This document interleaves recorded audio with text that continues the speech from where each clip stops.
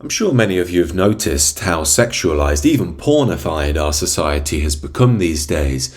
I was discussing this with a friend of mine recently. We're both older millennials, and we were saying we were raised by Gen Xers and Boomers who in many ways were rebelling against the excess conservative Christianity of their parents, who they felt made sex a shameful thing. This created a huge counter-reaction, most notably in the 1960s with the free love movement, where boundaries around sex were lifted. But in many ways that was just a seed germinating, and that's been growing in Western culture since. We're now at the point where we've moved from free love to where even prostitution and whoredom has been remarketed as being simply sex positive. Yet now we find ourselves in a bit of a bind. Many of us are looking around the Western world and seeing degradation everywhere, and we're starting to think, did we perhaps get this wrong? Do we need some balance and boundaries around sex in order to create healthy people and a healthy society? Now, this doesn't entail returning to some fusty Victorian-style mechanical view of sexuality, missionary sex with the lights off at all times and please, no pleasure involved. What I'm talking to instead is a review of what sexual boundaries are required and why we need them, what they're for. Now, I think the best place to start with this is the spirit of love. Personally, I believe all Christian teaching is rooted in that, but man tends to corrupt it with our biases, our prejudices, and our minds. Now again, when I say love, I'm not talking about Hollywood, oh my god, your eyes are on fire, I got off the plane, Ross, let's go out again for the 10th time this year. Nor am I talking about love is love, progressive wokery, which essentially centres around putting your appendage wherever you please, and then taking Class A drugs and banging a drum about it while you march down Oxford Street. I'm attempting to talk about sex from beyond the brute sexual layer, from a spiritual layer, i.e. we all have a soul, and to try and will the good of the other. In that context, what is sex for? Well, the first answer is obvious. It's about procreation. It's about why men and women are drawn to each other in the first place. Yet the very act of procreation itself implies something about the man and the woman, i.e. they're deeply drawn to one another. It could be the beauty of the woman, or maybe the female admires the man in some capacities. Now, part of the beauty of this is when a couple get together and realise they have a mutual infatuation, a process of intimacy occurs. A level of trust is reached that's beyond the normal. Now that's expressed in physical nudity, of course. You're showing yourself to someone in a way that you very much normally wouldn't to others. But more importantly, there's an emotional nudity as well. In essence, in the act of love, there is a physical and an emotional nudity. Now that gives forth an intimacy which acts as a bind between two people. The most sensitive parts of them are on display. That creates a strong sense of trust, which down the line creates the family unit. It's the glue that ties everything together. Of course, I'm speaking in terms of the ideal relationship here. We have to remember we do live in a fallen world. And what you'll tend to find is when you really get to know people and they reveal who they really are, their deepest wounds often revolve around a mistreatment in a relationship, a lost love, and so on. In essence, people can get deeply wounded when that most sensitive part of themselves is revealed and then it's scorned. Now, of course, there are examples of abuse here. That's a more extreme example. That's a horrific violation of one's innocence. But what I'm talking to more is when a man or a woman reveals that most sensitive part of themselves and then feels betrayed. That betrayal can run extremely deep. I think it's why Dante put the betrayers in the 9th rung of hell in his Inferno. That's the lowest rung of hell. Now, to varying degrees, this is very common, and people often act out sexually, both consciously and unconsciously, rooted in this pain, these emotional blocks. Now, as tends to be the way with modern man, and I include women in this, it's a tragedy that we look out to the world, we try and seek more pleasure, more things to satisfy us and make everything okay. But in reality, none of that will really work. It might work in the short term. What we all crave truly is real love. But who is really going to buy that in this day and age? As I've already explored, love has been corrupted as a notion, feminized, Hollywoodized, pop music has totally ruined it. And many men see a word like love and don't want anything to do with it. It's cringy, it's wimpy, it's fake. Now what this means is that we've desacralized the notion of love. One of the most holy dimensions of life has been lost. This means sex becomes a mechanical process concerned only with short-term pleasure. Those who really really dive into it, make sex something that they can earn money from. That's very common these days. And this plays on the millions upon millions of men who are deeply lost in the extreme magnetic power of lust. Now this leads to people like Bonnie Blue. She's one half of the Sisters of Destruction, the other one being Lily Phillips. You may recall these girls sleep with hundreds of men at a time in these social media stunts to get lots of money on their OnlyFans. Now I'm not going to play the audio of this clip because it's just too sad, but here she's training some other young women basically into how to be whores and service, tens if not hundreds of men at once. Now, I've explored in prior videos how phenomena such as this is the result of unrestrained liberalism and feminism. Yes, the men involved do need to take personal responsibility, but given they're growing up in a world that has no transcendent dimension, no spiritual tradition to teach them balance and boundaries, what do we expect? Men are always going to fall into their lower nature with no divine tradition. And just as a side note, feminists would state that men like me hate these women. I don't hate these women at all. I feel horrendously sad for them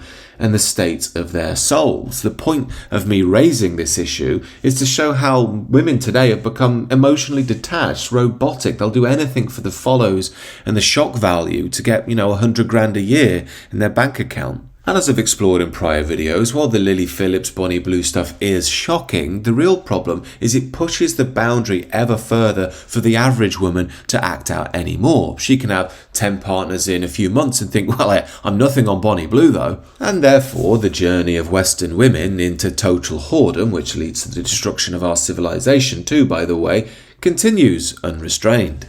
So how do we respond to the tragedy of the ongoing horrification of the Western woman? Now you can see some people just want to blot it out. They say, look, some women are just whores, they're just going to be prostitutes and they just want attention, so you're best off just ignoring them. Now look, I understand that, but I don't think it's consistent with the Western tradition and certainly not the Christian tradition. It's not what builds a healthy civilization. If we're to have a universal soul and see the value in all people, we simply can't just throw some people to the dogs. That attitude is ultimately one of a glorified pimp. I remember seeing such a character on a Louis Theroux documentary a few years back, laying out his thoughts on the matter. Do you think it's a good deal for the women? Yeah, it was a good deal. In what way? Because I'm a good provider. I'm a good manager. And as you see it, she's making that choice for what reason? Because she wants to. But what makes her want to? Some women are just hoes. They just prostitutes, and that's all they gonna be. It's like a race car driver. He get a rush when he going 200 miles an hour. They get a rush when they go up in the room and can manipulate a man out of $700, $800, $1,000, $2,000, $3,000. They get a rush out of that. In essence, this can be a precursor to our own fall into destruction. We cannot avoid the deep, dark state of the human soul, and if we do, it will only metastasize and get worse. So maybe we should stage some sort of intervention for such women to try and save them from degradation. Well, that's what Russell Brand has been trying, seemingly. He interviewed Lily Phillips on his channel recently. Now, while I'm sure Russell means well here, I'm not sure this is the way either. Number one, probably because it's a way for Russell to go on about spiritual mumbo-jumbo with a lot of verbosity thrown in. Something like, my childhood inveterate impecuniosity times with me adolescent fervour meant I venerated coitus, yet my spirit was vandalised in the desecratory affairs of fornication, mate. I mean, God love him, I do think he's a genuine soul, but he don't half bang on sometimes. The other reason, though, is Lily Phillips is probably just using this interview as a marketing tool to get more subs to her OnlyFans. I mean, shortly after she did this interview, she went to a nursing home for an ex-stunt and found men who were basically on their deathbeds to have, sex with. So it seems that this interview might have been more about the two of them and their own profiles rather than healing what's actually going on. After all, the number one rule of any spiritual or religious instruction is never force it on anybody. You'll just frighten them away, they'll clam up, they'll really dislike it, and for good reason. You should only talk about these things if someone's been broken open by God and has an interest in them. In essence, what I'm saying is you cannot change people who are lost in the world.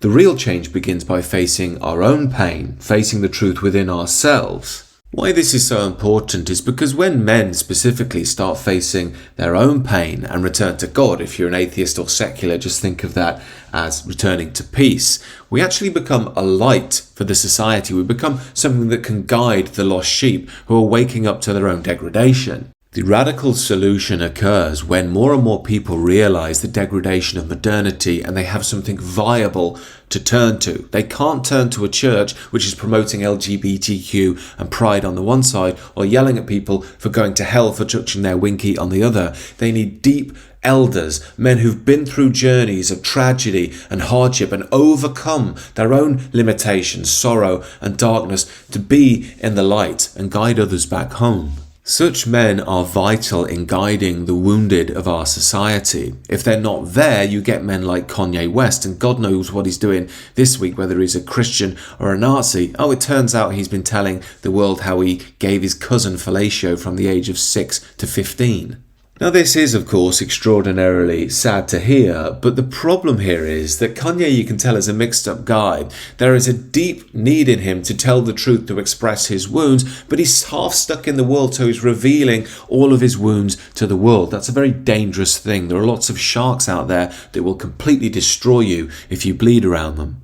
What Kanye needs is a father, is male elders, is trusted spiritual peers who he can share this incredibly private and painful stuff to and go on a journey of healing. The world needs to see him as a man, as a father, as someone to look up to, not someone who's in deep pain and that pain is spilling out everywhere, all over his records and the media pages. In summation, what I'm talking to here is our society needing to have the right boundaries and the right balance around sexuality in order to protect the sanctity of the individual as well as their sacredness and sensitivity. As the lovely quote from John Paul II reads, the problem with pornography isn't that it shows too much of a person, it's that it doesn't show enough. And if we desacralize the human being, we remove basic human dignity from them, and that desacralizes our civilization in turn. It turns us into worldly beings, slavish individuals that make the sexual mechanical. And yes, I believe love, true love, as in not Hollywood love, not simple sex, but willing the good of the other, resting in the truth of the spirit, is the only way through all of this. We must accept that piercing love which breaks through all of our pain and calls us back to the center of the tradition. As Carl Jung once said, one does not become enlightened by imagining figures of light, but by making the darkness conscious. And we now have to face the darkness within ourselves and what Western culture has become. That is the way out, and at the end of that road is true hope and true light. If you're interested in personal and spiritual transformation, do check out my sister channel, The Sacred Way, down below.